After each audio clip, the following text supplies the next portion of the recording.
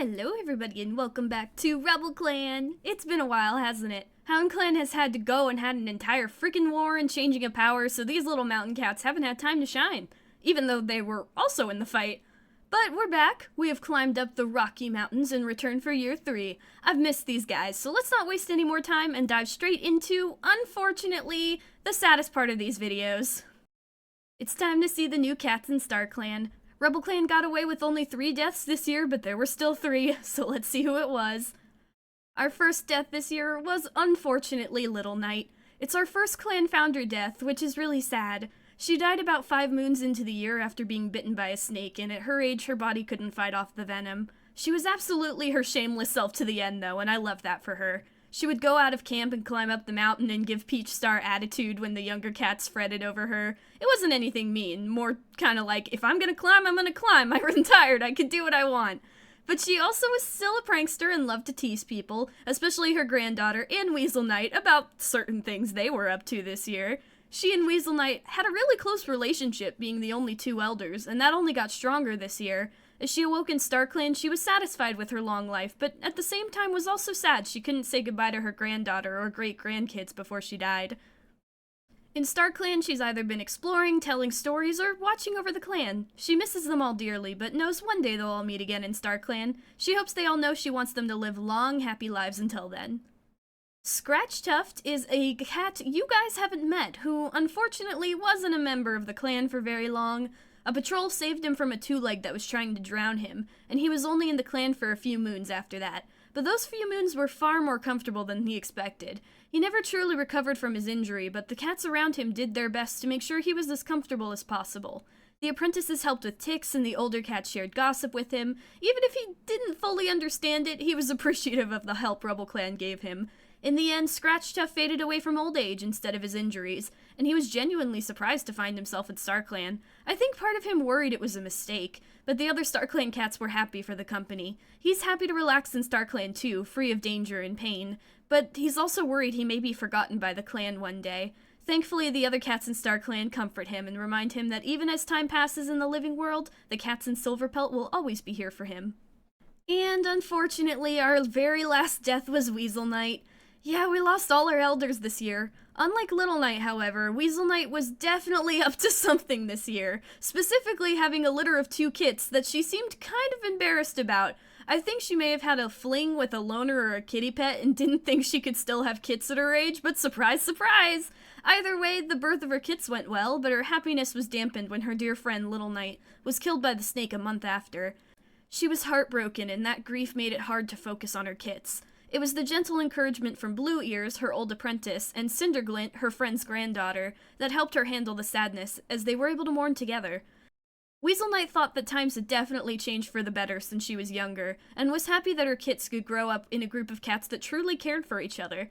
Unfortunately, the moon after her kits became apprentices, she died. I think she realized it was her time, because she left camp and was found later in the day, dead. I think she didn't want her kits to be the one to find her, which is why she wandered away. In StarClan, she's very happy to be reunited with Little Knight, but very sad to have left her kits behind. Despite that sadness, she's looking forward to watching them grow, trusting the clan to look after them since she can't be there in person. Thankfully, those are all the deaths this year. It's really sad we lost all of our elders, especially with 2 of them being clan founders right at the beginning of the year, but at least it was only 3. That means we have a lot of living cats to talk about, so let's get started. Peach Star is here with her mates. Yes, you heard that right, mates! Not only are she and Dash Nudge still going strong, but Glow Falcon joined them at the end of the year. Polycule time, baby! Also, both Dash Nudge and Glow Falcon came out this year. Glow Falcon is a trans female and goes by she, her, and Dash Nudge is gender fluid and goes by all pronouns. They have all had a really good year. Starting with Peach Star, she's been an amazing leader this year and is super proud of her clan. She had a lot of apprentices become warriors and even more kits becoming apprentices. She's super proud of how much the clan has grown and has even started thinking about possibly having kits of her own with her 2 mates. She's also been very busy on patrols, helping to chase off rogues and catching plenty of prey. We did have a scare near the end of the year when both she and Dash Nudge went on patrol in the early springtime, and what I hoped would be a romantic getaway, but instead they got trapped in a snowstorm. I was terrified, but thankfully they both made it back, a little shaken, but alive. I credit that to their combined strength and Dash Nudge just being so fluffy.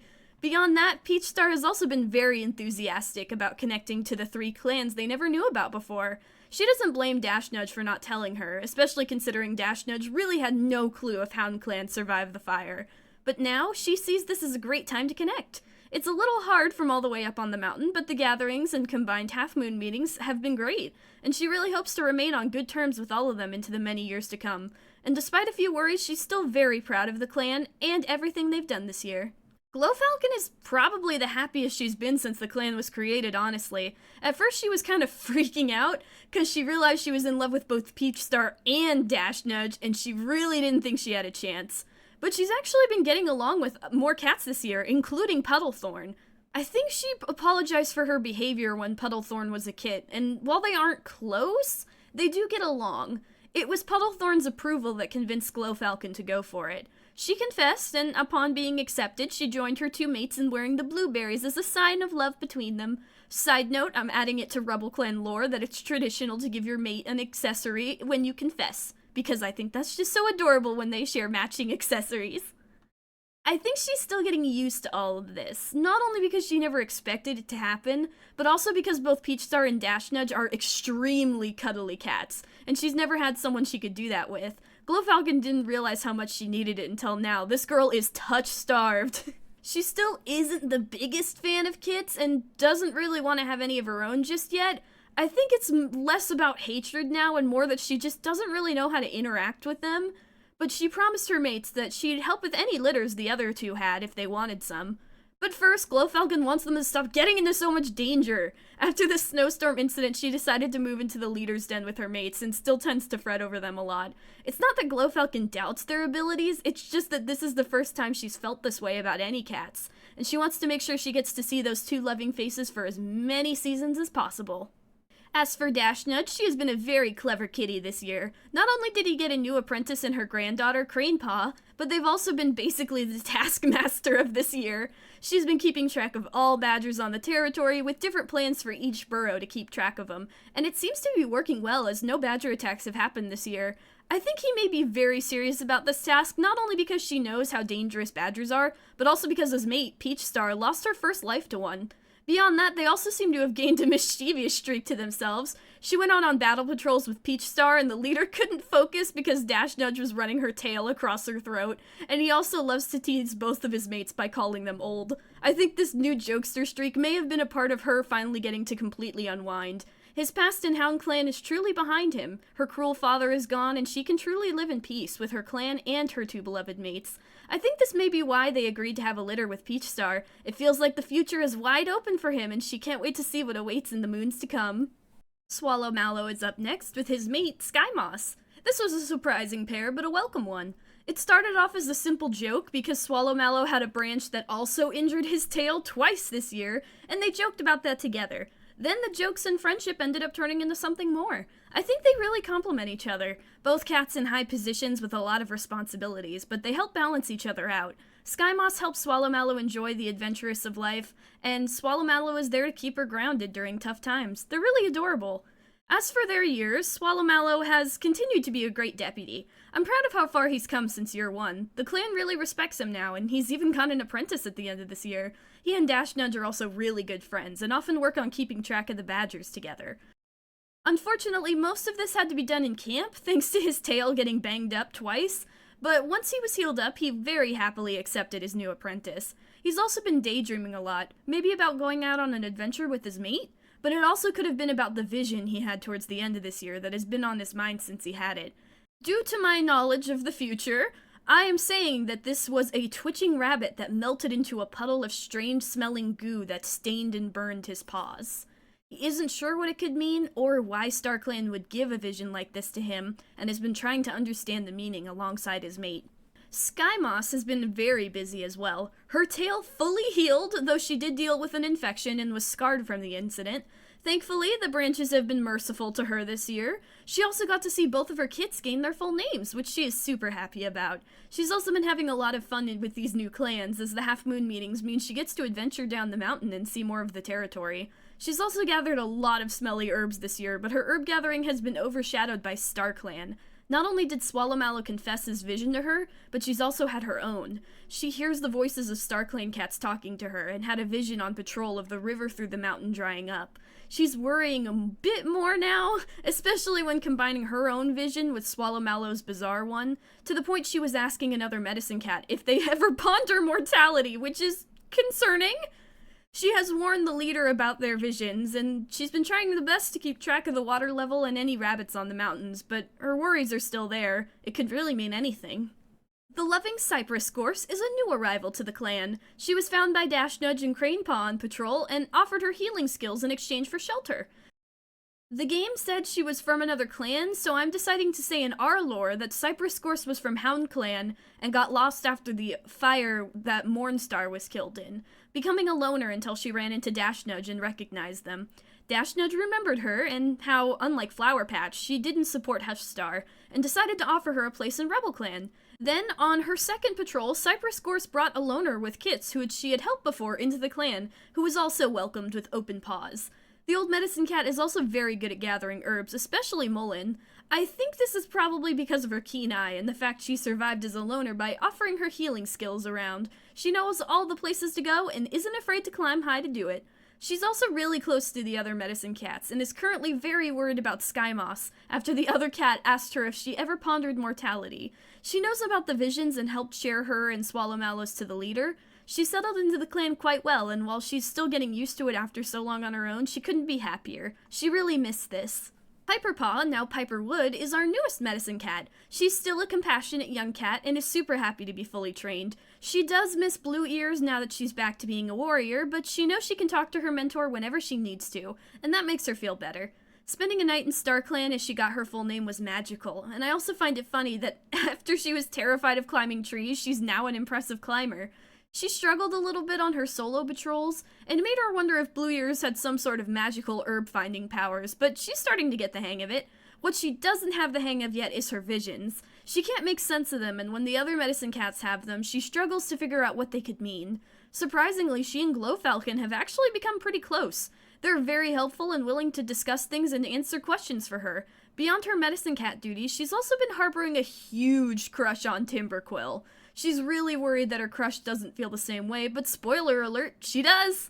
Neither of them have acted on it yet, but everyone knows. Especially because Piperwood absolutely swoons every time Timberquill offers to help gather herbs. All in all, she's hopeful for the future, but also worried about things she doesn't really know how to name.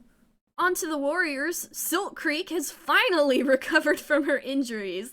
Unfortunately, her impatience to get out of the medicine den means that her paw didn't really recover properly.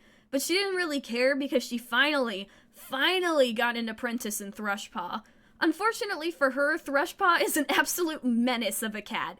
Troublesome, goofy, everything that drives this strict old lady crazy. But she managed to handle his energy and transfer his enthusiasm into training, especially his fighting skills. Then, in true Silk Creek fashion, she got injured again when she fell into the river and inhaled a lot of water. She was so frustrated she finally got an apprentice and was stuck in the medicine den again. She refused to rest though and was sparring with her clanmates even though she was sick, but thankfully recovered without incident. She's also been suffering from joint pain most of the year, which has made her rather snappy, especially with Puddlethorn, who she still absolutely despises for some reason. I don't understand it. She's been like this since he was a kid. What did he do? Disregarding the hatred of a child, she's also been interested in all the new arrivals and about the other clans. It's a lot of new stuff so suddenly, and she wonders if it's a good thing or a bad thing, especially with all the whispering the medicine cats have been up to. Pheasant is new to the clan as well, and joined near the end of the year after he was saved from a dog that was chasing him. He's a pretty big gossip, as he was immediately eavesdropping and talking about clan drama with cats who liked him, and he seems to also be a little power-hungry. After he helped fight off a big dog, he was wanting to become the new deputy, but he also seems to have an interest in being the mediator as well. I'm not sure if it's because he genuinely wants to help, or if he wants to learn more gossip. Only time will tell. There's not much to say beyond that. Besides his more gossipy tendencies, he's a very good hunter and seems to like everyone just fine. He's still new though, so we'll see if that changes in the future. All I know for sure now is that patient confidentiality is not a thing with him if he becomes a mediator.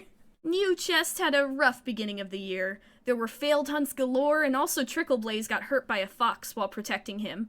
So when he got his first apprentice, Primpaw, he wasn't sure if he deserved it, but he resolved to be a good mentor as best he could.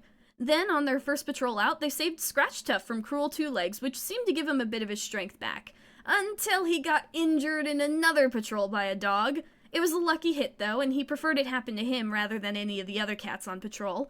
After he healed, he and his apprentice really bonded, and he was able to comfort them when they were upset about some things. He got sick with green cough at the end of the year, but thankfully also recovered from that. He's still a very sweet cat and is always there for his clanmates, especially encouraging a few cats who are hurting or in love. But he's not immune to those troubles either, as he's also crushing on someone in the clan, and he's kinda stumbling about that. I think Mewchest is definitely having an internal panic as he realizes that he's the cat that everyone goes to for advice, but he has no idea how to use that advice for himself. But I hope he does, because I really want the sweetheart to be happy. Go for it, Mewchest, I believe in you! The bold Sharkstorm is another new arrival who has been kind of a mess from the beginning. He used to live on a boat with two legs, but decided to join the clan. He boldly declared to the patrol that found him he was ready to become a clan cat and followed them back. He's been struggling a bit because I don't think he expected there to be so many rules to clan life, nor did he expect there to be a lot of added drama thanks to the discovery of the 3 other clans. He's done his best and did manage to catch some prey, but at the very end of the year he fought a big dog and was badly injured. Considering the game didn't give me a reason for this, I think Sharkstorm may have picked a fight he couldn't win. Maybe he was egged on by some of the other cats in the clan who tend to be pretty reckless. I'm thinking of a specific cat, but I'm not telling you who yet.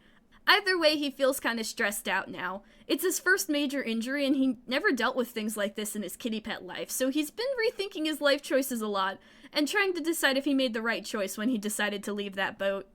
Gentle Shine is a compassionate cat who joined the clan after living life as a loner and became interested. There's not much to say about him as he joined in the second to last moon of the year, but I will say he definitely likes Mewchest. He choked on his prey when he saw them and excitedly helped track badgers with them on his first patrol. Like I mentioned above, Mewchest likes them back, but whether or not anything will come of it has yet to be seen. Other than that, a lot of other cats have been wanting to get to know Gentle Shine better. He is definitely a very friendly cat, a lot like Mewchest, and just has that vibe that you feel like you can talk to him about whatever and he'll listen. He's also really interested in clan lore and fit into the group very well from the moment he stepped paw into camp. Excited to see what happens to him in the future. The Adventurous Sweet is another new arrival and was the one Cypress Gorse brought back to the clan along with his 4 kits. I think he knew Cypress Gorse already because Sweet tends to be very reckless, so he definitely needed her help on several occasions. He was happy to find a safe place for him in the kits and eager to befriend other cats in the clan, but he's still very reckless. He was trying to set a good example for his kits from day one and was instantly sparring, but on his first patrol out, he decided it would be a good idea to dive into a badger set and came nose to nose with the badger. He's lucky he didn't get hurt, and yes, he's the one who I think egged Sharkstorm on. They seem like they would be bad for each other. He ended up getting an apprentice in Magnolia Paw, and they really bonded. And at the very least, it does look like he learned from his mistakes, because on the last patrol of the year, he did not dive into a badger scent when they found another one. But then again, he was also on a full patrol, which I can imagine was filled with cats ready to pounce on him if he tried. There's nothing more to say about Sweet. Right now he's mainly focused on his kits and trying to stay out of trouble, which he's surprisingly bad at. We'll see what else happens in the future with him. Darkclaw is still here and he has been a busy kitty. First things first, he finally managed to tear off his collar. I decided to let him do it because it looks like ClanGen might be planning to add an ability to get rid of accessories, and he's always hated his collar, so I'll allow it, even if it's still not in the game right now. He's also been very busy. He chased off a fox on his own and got an entire deer fawn for the clan and was very proud of himself for it. He also got an apprentice in Bramblepaw, but his aggressive and strict nature made the cat a little stressed and led to some failed patrols. Despite supposedly being a pretty good teacher, I think he just doesn't have a lot of patience, and so he snaps very quickly. They eventually started to get along, but it's slow going. Beyond that, he's still quite an angry cat and has trouble getting along with others unless it's sparring. He also doesn't really like any of the new arrivals, especially the kitty pets who he looks down on, especially Sharkstorm, but I think that may also have to do with some hidden feelings Darkclaw has. Sharkstorm willingly left his home while Darkclaw was abandoned, and he still really hasn't dealt with that.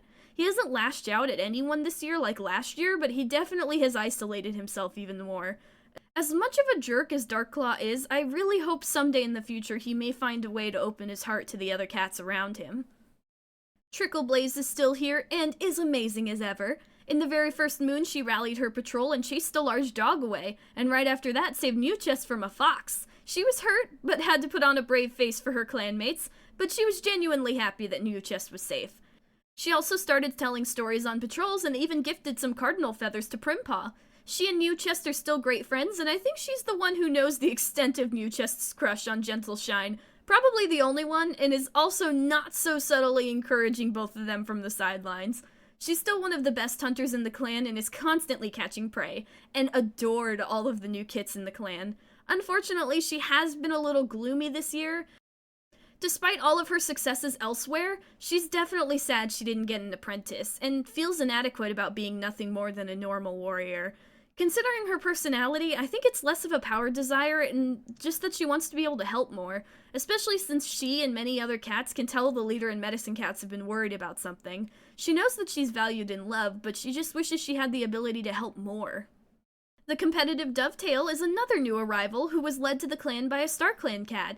She was on the patrol that Sharkstorm found and immediately was enamored by his boldness, and they became fast friends. They spar together and like to race, whether that be climbing trees or just running across the mountain. She's also great friends with Trickleblaze and has turned into a skilled hunter herself. After Sharkstorm's injury and Trickleblaze's voicing her concerns, Dovetail has grown a bit more worried. She heard about Trickleblaze's worries based on the way some of the medicine cats were acting, and really wants to understand what could be awaiting them. I think this is where her Omen Seeker trait comes in. Unfortunately, unlike a lot of other cats in the clan, she hasn't had a single vision this year. She's really frustrated about it. Why did a StarClan cat leader hear if they were just going to stay silent when she searched for their guidance? She wishes she could hear their voices and understand what her destiny really is and what the fate of the clan might be. On a lighter note, we're on to the younger warriors, starting with Happy Surprise! After 2 years, Cinderglint and Blue Ears are finally together, and adorable! Blue Ears is the happiest she's ever been, and Cinderglint never realized just how much she loved spending time with Blue Ears until now. This was the thing that Little Knight was teasing her granddaughter about, basically being like, finally you two got together, I've been waiting ages! Cinderglint was the one to confess after figuring out her feelings, and Blue Ears instantly accepted. They've been together ever since. Cinderglint was thankful to have her new mate and her kits around, as it helped her when her grandmother passed, and she was able to help Blue Ears the same way when her warrior mentor, Weasel Knight, passed soon after. Beyond that, they've both had busy years for different reasons. Blue Ears is back to being a warrior, but very proud of Piperwood, and is always willing to answer questions or pop back into the medicine den when she's needed. She's actually beginning to grow a bit of a responsible streak underneath her goofiness, which I think is definitely connected to her loving personality. She was the one caring for Silk Creek and lectured her for a long time after she refused to take her leg exercises seriously. Now that she's returned to being a warrior, she goes on most of her patrols with her mate. They've struggled a bit with hunting, but I think this has to do with the fact that both of them seem to be having similar dreams to the other cats. Cinderglint keeps dreaming of the black ooze, while Blue Ears sees a creek getting trampled over by a stampede of paw steps. They've discussed this with the medicine cats and the other leaders, and are vigilant for any signs of things that could happen. Thankfully, there are other things that have Blue Ears' attention other than strange visions, one of them being her new apprentice, Honeypaw, who has decided to train as both a medicine cat and a warrior. She's very excited to get to train someone in the same way she was trained and hopes to pass on her knowledge even more. As for Cinderglint, her year was a little tougher because of the loss of her grandmother, but she reminded herself often that she knew her grandma would want her to live happily, just like Little Knight always did. She was able to find comfort in her mate, and got to watch her kits become warriors, yowling the loudest and the longest at both their ceremonies. Her visions do worry her, especially because she's not as used to them as Blue Ears, and loudly complains that StarClan needs to stop being so vague and just tell them things. Yeah, she's still as shameless as ever, and I love that for her. Little Knight's legacy continues on. She also fought a fox on patrol this year, taking it down with a tendon snap. She keeps saying that her and Trickleblaze should make a fox killer club, which the older cats think is funny. As of the end of the year, she's still concerned about her visions and is feeling a little underappreciated. She hopes next year she could get another apprentice now that her own is a full warrior, but for now she's happy with what she has. 2 amazing kits and a beautiful mate of her own. Flaxheart and Puddlethorn are still happily together and super proud of their kits. All of them are now warriors too. But first, let's start with their parents, with Flaxheart first. Flaxheart is still rather childish, unfortunately, and has a tendency to whine when she's bored or doesn't feel like doing a task.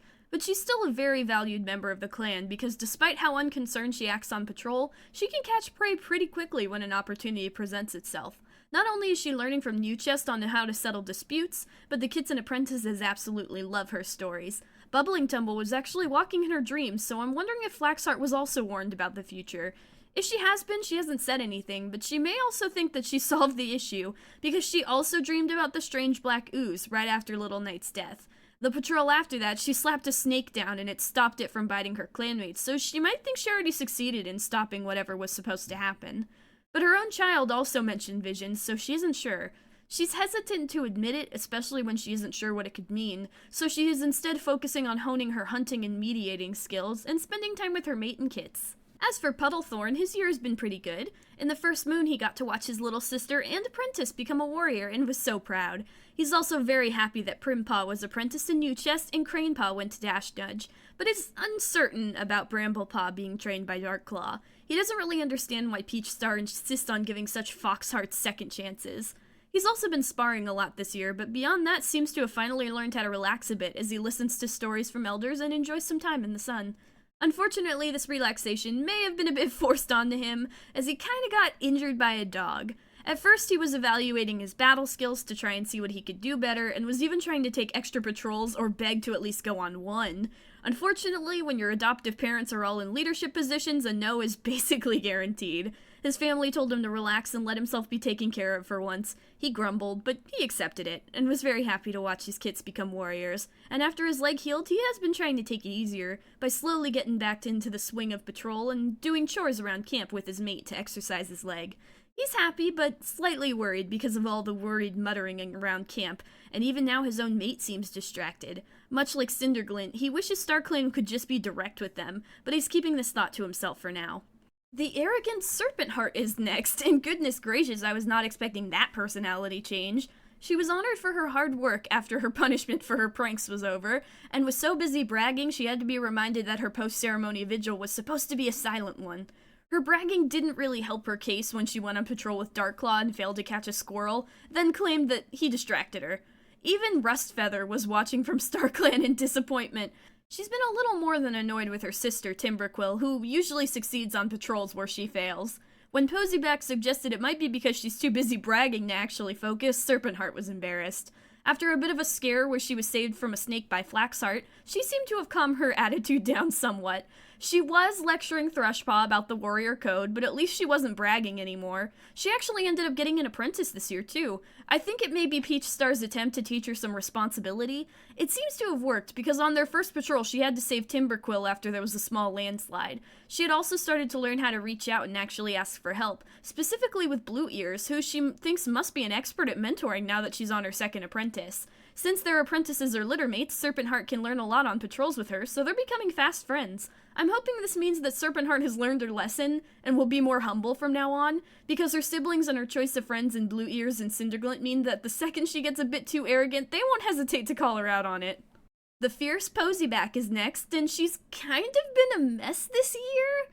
You might be able to tell, she's still an absolute hopeless romantic, and the sight of the absolutely adorable Cinderglint and Blue Ears has only made her yearn for such a thing even more. She recovered from her sprain from last year, but unfortunately right after that she was attacked by a large dog on patrol that badly injured her, which is how she ended up with a scar on her tail. She graduated late at 18 moons, and was honored for her bravery, but honestly she was just relieved to be out of the medicine den more than anything.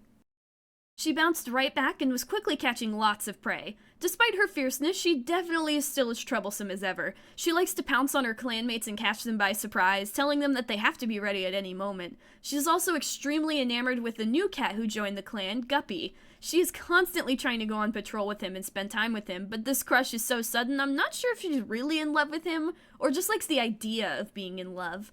Either way, I'm just glad she recovered and finally gets to be a warrior after spending so much time healing. I was starting to worry we had another Silk Creek on our hands. No offense, Silk Creek, but you and the Medicine Den are basically synonyms at this point.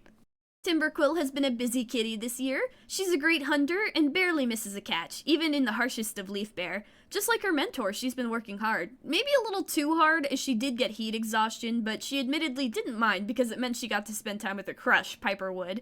She's always the first to volunteer when the medicine cat need help gathering herbs, and they also hang out outside of the medicine den whenever they can. As for her relationship with her siblings, she loves both of them, but she's definitely a little irritated with Serpent's Heart's attitude after she became a warrior. Now that they settled down, she's more annoyed with Posyback's bad attempt at flirting, especially when the same cat teases her about her own feelings for Piper Wood. She also seems to be pretty good with kits, as they actually love to follow her around, and she got her own apprentice this year in Boulderpaw. They actually had a pretty big heart-to-heart with each other after the landslide incident and are working together very well now. She's really excited to be a mentor and wants to be just as amazing of a mentor as Trickleblaze was. Hickory Moth is a full warrior now and was very happy with her warrior name, as she is still a lover of bugs of all kind. She was honored for her responsibility and is clever and a good kit sitter. Even after she became a warrior, she still spent plenty of time with the kits, playing moss ball and giving the best badger rides. Considering that, she and Timberquill get along a lot, and she's even encouraging her to confess her feelings to her sister, Piper Wood. As for her own romantic interests, she doesn't really have any right now, especially because the only cats around her age are Serpentheart and Posyback, who she still doesn't really like that much. She doesn't understand how two ridiculous cats belong in the same family as Dashnudge and Timberquill. She also got to help Peachstar bring back lost kits to one of the other clans, which made her so excited to be trusted with such a task. Right after that, she also got her own apprentice, the exact cat she was hoping to mentor, Squirrelpaw. They did have a bit of a messy first patrol involving a porcupine, but recovered well since then, with Hickory Moth coming up with a great strategy for training, where she promises to teach him about bugs and find some cool ones after they finish their lesson. She was one of the cats who yowled the loudest at his warrior ceremony. She always felt more like a big sister than a mentor, and she was so proud. It's a reward for both of them. She also had a vision of the oozing rabbit, and it really threw her off, especially when her sister couldn't make sense of it. Because of that, she has avoided hunting rabbits and advised her apprentice and friends to do the same. She's really hoping it was just a bad dream, but Piperwood's own uncertainty keeps her on edge. There's no one she trusts more than her sister, after all. The Lonesome Guppy is a new arrival to the clan. He was curious about clan life from the beginning and liked to help out on medicine cat patrols as well as go on regular ones to learn as much as he could. He's been helping take care of the badgers and is actually doing pretty good on his own hunts. He's still a bit of a loner, but it's kind of like an extroverted introvert kind of way. He likes spending time with people, but he needs some alone time to recharge. Usually he does this by climbing to the highest points of the mountain camp and relaxing. The only cats who he willingly welcomed to his secret spots are his friends, Craneback and Thrushfur, and his apprentice, Chanterelle. Out of all of them, though, Thrushfur is the one who's allowed up there the most. They've been close from the beginning, since Thrushfur gifted him feathers as a welcome gift, and helped him learn how to build a nest. You might be wondering, how does he feel about Posyback? Well, Guppy's kind of doing his best to avoid her. He doesn't really like her like she likes him, and would very much prefer that they stay friends, but she doesn't seem to get the hint. He's not exactly the most confrontational cat, so he isn't sure how to let her down without hurting her feelings, especially when he likes someone else. Specifically, Thrushfur. He hasn't said anything yet, especially because he's worried that Thrushfur might not feel the same way. But even if he doesn't, he's just really happy to have such a great friend. He's such a sweetheart. I really love Guppy, and honestly his drawing is one of my favorite ones of this year. Just look at him! The Fierce Bramble Eagle is next. Fun fact, she actually has heterochromia, but I didn't notice until this year. Oopsie! Pretend that was there last year. She's had a very busy, kinda rough year, mainly because she was apprenticed to Darkclaw. He was a strict mentor from the beginning, which, despite her bratty personality, did stress her out. She failed her first hunt by missing a mouse, and accidentally tracked her own paw prints afterwards. She was having a lot of trouble keeping up with her training, and even when Darkclaw tried to teach her fighting techniques, she struggled to keep up. Not only is he very hard to please despite being a great teacher, but their personalities just clashed. It took her family's encouragement, specifically her sisters who taught her what they knew, for her to become a warrior. She did have to apologize to Craneback, who she was a bit of a bully to when they were kits, but they really did help her. She found her bravery by confronting a rogue and scaring them off, and fought off a huge group of rats with other cats on her patrol. Fittingly, she was honored for her devotion and became a masterful storyteller, which I think is because she loves to tell stories to the younger cats, and to keep a patrol from getting boring. She already has deputy goals and is hoping to get an apprentice someday. For now, she's spending time sparring, and when one of the kits or apprentices asks, she's always down to tell them a story or help them practice in their own training. Craneback is next, and she is still lonesome, but also a skilled mediator. Her lonesomeness definitely started when she was avoiding her two bullying siblings, and she was relieved to be apprenticed to Dash Nudge, as she knew her grandparent would scare off her siblings from teasing her. Not only that, but being with Dash Nudge meant she was also part of the group of cats who kept track of the badgers on the territory, a task she was super happy to be a part of. She is amazed by Dash Nudge's cleverness and wants to learn everything that she knows. I think that Dash Nudge's easygoing, calm attitude definitely rubbed off on her, which is why she agreed to help Bramblepaw with her training after an apology. She was on the same patrol that confronted the rogue and was proud of her sister's growing bravery and skill. She was honored for her tranquility at her warrior ceremony and is known by her clanmates for her calm attitude and quick thinking. She's pretty close friends with Guppy and Chanterellepaw as well, her fellow lonesome kitties. And when they can't handle the other cats in the clan, they usually can be found together, when they don't want to be completely alone. She doesn't have any real goals for the future other than helping out her clan, but I'm excited to see where she goes to from here. Primrose is the last of the Puddlethorn and Flaxheart kits and has become shameless and a camp keeper. Their name was a lovely suggestion by Vega Phantomeyer, 1792. Thank you very much. Please ignore the fact it says Primfur on the speed paint. I totally didn't forget to write the correct name. What are you talking about? She was apprenticed to New Chest, which I think had something to do with it, as that cat does not tolerate bullying of any kind. It says in Primrose's page that New Chest encouraged her to interact with others, so I think Primpaw patched things up with Cranepaw way before Bramblepaw did. This also encouraged Primpaw to reach out, and she was happy to learn all the different ways to take care of camp, especially from her grandparent, Dash Nudge, who taught both her and his own apprentice how to keep the camp secure. She was really worried when her mentor got hurt, and feels like she should have been able to do something. This led her to starting an argument with her mentor on their first patrol out, but New Chest has always been good with emotions and pushed her to explain what was actually bothering her. She felt a lot better after talking about it, and really adores New Chest for his own skill at listening and offering advice. She wants to be as kind and as helpful as her mentor, which led her to saving Pheasant on a later patrol, and she was honored for her skill. She's also had similar visions to the other cats, but is uncertain about what to do about it. She's decided to focus her energy on caring for her clanmates, and considering her shameless attitude, that means she isn't afraid to call cats out when they're being reckless or stupid.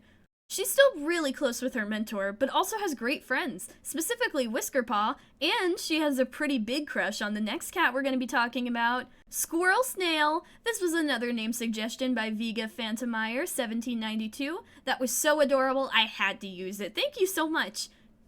He was super pumped to be apprenticed to his favorite cat, next to his mom's, of course, Hickory Moth.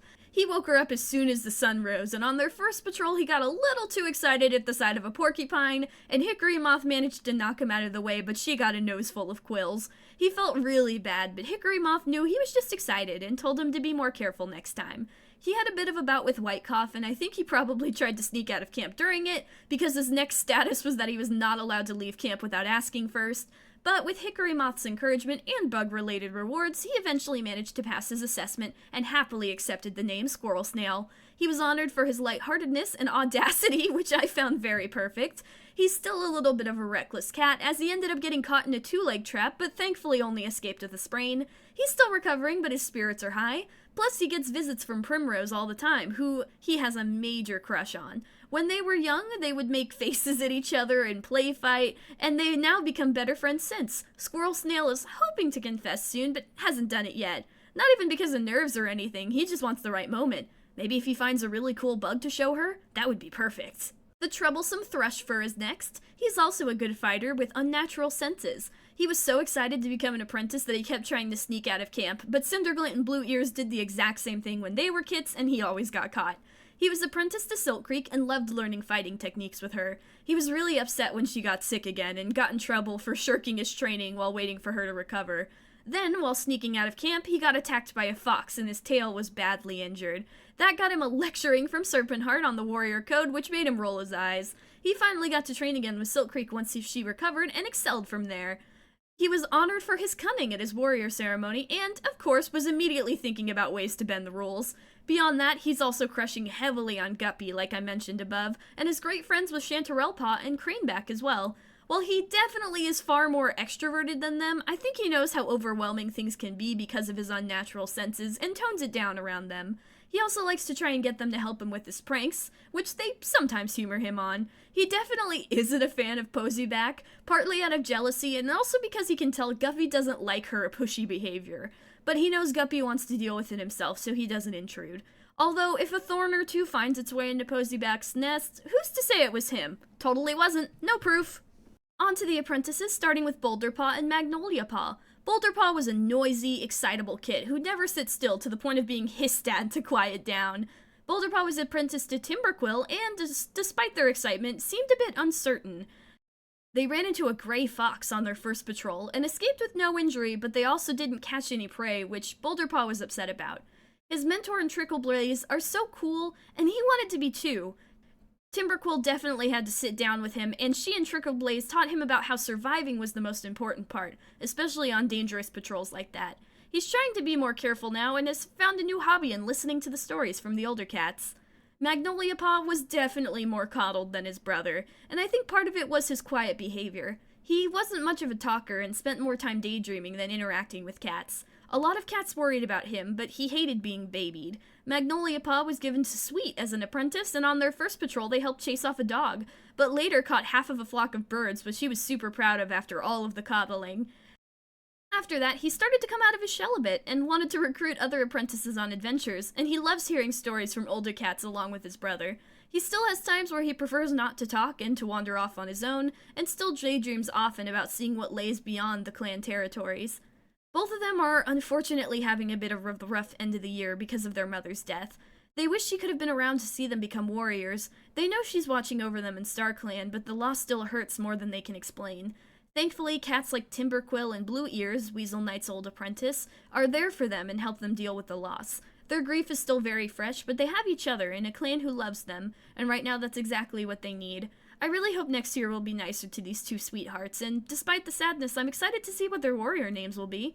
The last 4 cats are siblings new to the clan. Sweet's 4 kits he brought with him, so I decided to bunch them together for the time being, but we're still going to talk about them one at a time. Starting with Whiskerpaw. As a kid, he was always interested in StarClan and was very considerate, even asking if he could help gather moss for nests. He was apprenticed to Swallowmallow and was instantly wanting to go out and hunt for the clan. He looked up to the older cats a lot and is always asking for advice. On his first patrol, he and his mentor caught birds from a huge flock along with his dad and Magnoliapaw, and later chased off a rogue. He also really admires Bramble Eagle for their fighting skills and likes to join their practice sessions to learn more. He's also one of the younger cats who indulges the elder members of the clan in listening to their stories. Next to Honeypaw, he's definitely the most mature of the siblings. Marshpaw is next and has always been a very social and tactile kit. He cuddles in his sleep and liked to follow the medicine cats around. He was definitely the one to test Glowfalcon's patience the most, almost as much as Thrushkit. He was apprenticed to Serpentheart and was very freaked out when Temperquill got trapped, but was thankful they were able to rescue her. He's definitely still a bit nervous, especially after such a messy first patrol, so I'm really hoping next year he'll be able to have more successes and open up to the clan a bit more. Honeypaw is next. Next to Whiskerpaw, she's definitely the most mature. She spent a lot of time in the medicine den as a kit, but also wanted to become a warrior. She was torn, but luckily she didn't have to decide. She was apprenticed to Blue Ears, who promised her that she'd train her in both, just like how Blue Ears was trained. Honeypaw is ecstatic and dreams of someday making her clan proud. Her first patrol was also fighting the fox, and she later chased off a rogue alongside her brother Whiskerpaw. She's very focused on her training, especially since she's learning both healing and warrior duties from her mentor, and hopes to one day be just as skilled as Blue Ears. I'm excited to see where she goes from here.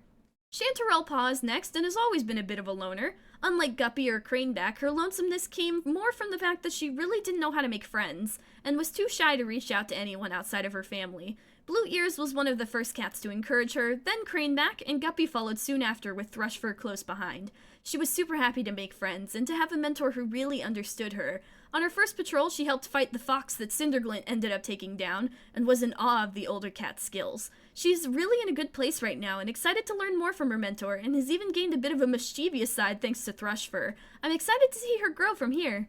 And that is all the cats for Year 3. As usual, RubbleClan seems to be having a pretty good year. I'm happy to be back from them after all of the HoundClan drama, and I can't wait to see where it goes from here. It's so nice to see the clan growing. I will miss our sassy old elders, though. As for what the next years hold, I will warn you that those visions aren't random. I chose them for a reason, but we'll have to wait and see what that is for, won't we? As usual, let me know who your favorite cats are, and let me know if you have any name ideas for our apprentices this year. Next up, we'll be starting with Year 4 of HoundClan. Then we'll be back with more of the adorable RubbleClan. Until then, thank you guys for watching. If you enjoyed, please consider subscribing. Remember to take care of yourself, keep an eye out for Star Clan visions, and have a good day.